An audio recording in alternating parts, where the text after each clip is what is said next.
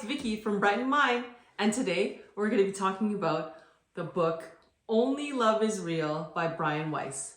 Check this out.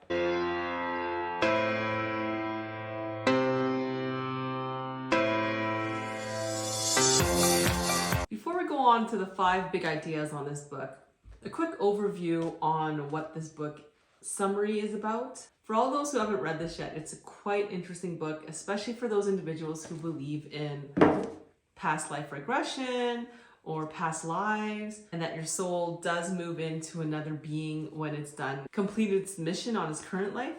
And in this book, Weiss begins treating 2 complete strangers, Elizabeth and Pedro. He found that even though they were complete strangers, similar details in the past lives they were describing and emotions. He describes so beautifully in his book that each of us in this world, we do have a soulmate we loved in the past and who has incarnations and reunites and waits for us, and who waits for us to reunite with us now. So these 2 strangers, Elizabeth and Pedro, they have not met each other at all when he starts treating them. Through the past lives that they share with Weiss, he can tell based on the details that they've known each other all these centuries. It's quite an amazing book. It's one of the books that I've read within less than 2 days. It was that good. And it was a time where I wasn't too open on past lives and past life regression. It kind of scared me, but I realized it's completely a good book. Big idea number 1, love is the ultimate answer. The reason he says this is because each and every one of us are energetic beings full of love, and it's a natural state. He says just by being loving, you're connecting yourself with God, with your higher self, with your higher being, with the universe. You're getting closer and closer to what you're naturally expressing as a person and your true soul and being. He goes to explain that the reason why love is so powerful, it's because love is one of the emotions that completely helps eliminate fear. You cannot be fearful when you're feeling the feeling of love. This is so strong, and he mentions it's so strong, the feeling of love. It's so close to the nature of God, to your higher self. Because when you're feeling love and you're loving, you're unafraid and you're not fearful of being forgiving. Because having to forgive, you can be fearful because you don't want to let that person hurt me, or that person did this to me, because you don't want to let that go. He goes to say that guilt and anger come from fear, and that when you forgive, you're removing those emotions of guilt and anger and fear. And that's why it's so important to be loving, emulating love, being at that calibration energy level of love or above, and doing your best to stay at that level. He goes to say that even forgiving, the act of forgiving on its own is an act of love. So ask yourself this: are you showing more love to others, your partner, your kids, your spouse? Especially, are you showing love to yourself? Also, if you're new here, I post videos on increasing your vibration, living a joyful life, and having a positive mindset. Like, subscribe, and turn on notifications so you can get more videos like this and videos on 5 big ideas on specific books that will help raise your vibration. The next big idea from this book is to be present. He goes to say that if you're not present in life, you'll look around and it'll be gone. Yesterday's the past, tomorrow is the future, and today is the gift. That's why they call it present. He goes to say when you're not present, you miss the beauty of life. You miss the simple things, as it's a snowy day where I live, and even the small things as little snow, fluffy snow falling down, and watching how the beauty of it is. Small things as how, for example, if you have kids, your kids growing. A simple thing is being present when you're reading a book. I know even myself, I catch myself when I'm reading, I'm not 100% present in the book, but when I am, I see the beauty of it, the words. And when you're reading a book, it actually, when you're being present, you actually feel like you're having a conversation with the author.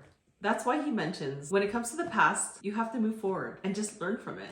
It's a lesson that you had to go through. And if you don't learn from it, you're going to have the same circumstances, people, and events that come into your life. He says with the future, you can plan for it, but don't waste your time worrying about it and what's going to happen. He says something so interesting is to measure time in lessons that you've learned in your life rather than minutes, hours, and years. Always good, important to be present. The next big idea is listen to your heart.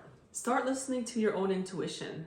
And when I say intuition, it's like your gut feeling. Like, there's so many instances you can think of right now that if you just followed through with your gut feeling, it was 100% right. But when you went against it, it was 100% wrong.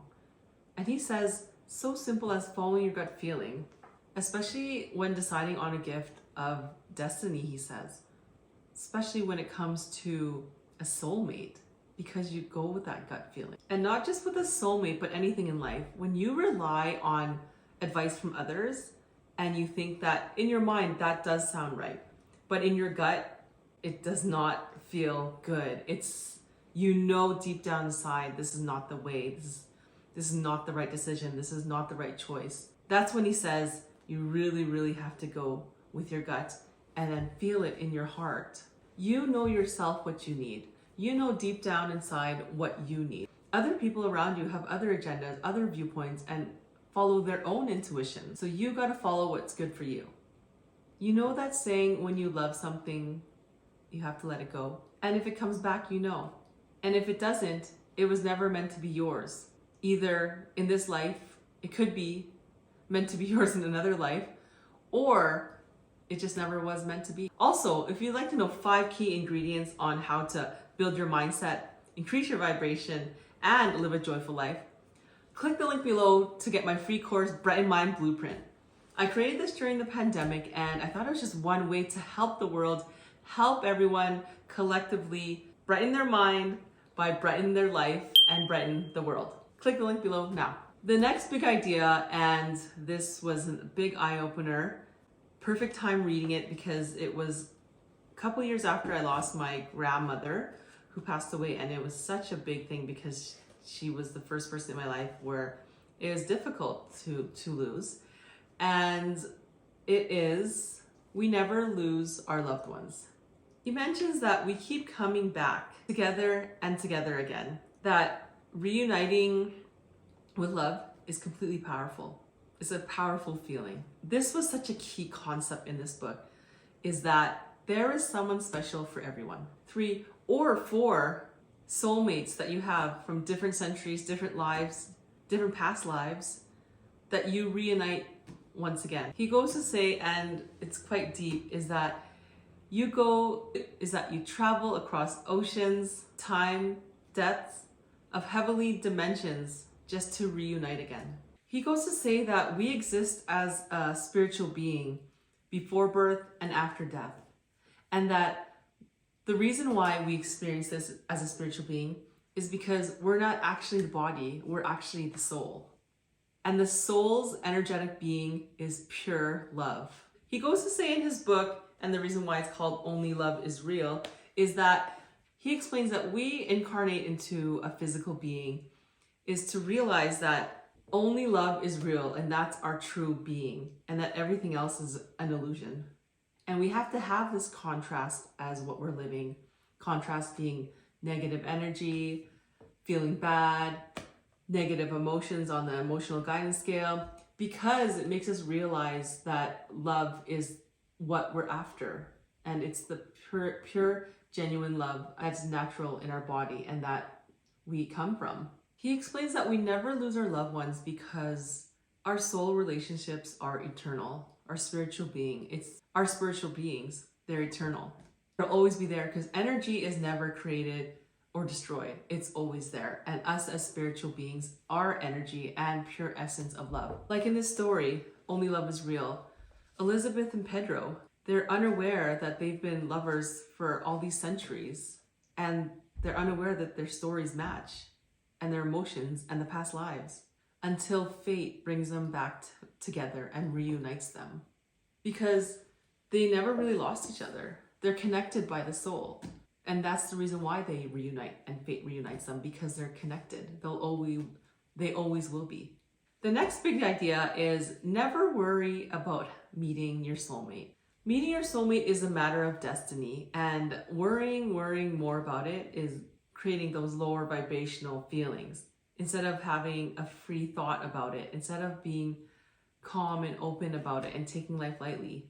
He says that if the person is less awakened to accepting that they're meant to be together, or when they meet this person, he said that ultimately leads to heartache. It's because both individuals aren't ready and they're not awakened in this life together as a couple. And when both you reunite within a lifetime, it's the moment that both of them are awakened is when he says ecstasy is within their grasp, because they know and they're both ready and willing.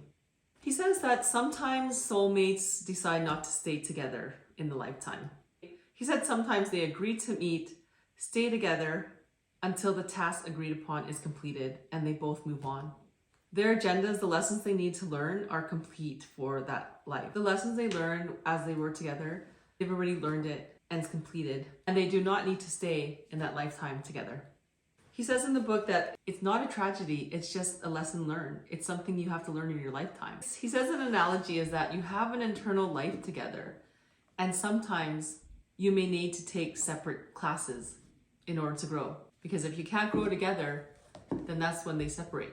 Only Love is Real. Highly suggest this book if you get a chance to read it. I read this about 4 years ago. I think I'm gonna read it again this year, and it's an eye-opener, especially if you are looking into past life regression or past lives, because it's quite amazing how he met these two strangers who did not know each other, who finally reunited in Brian's office. Because in the story, Brian did not want to tell Elizabeth and Pedro that he knew those two were meant to be together and they were connected in the soul. They were eternally connected. Only Love is Real.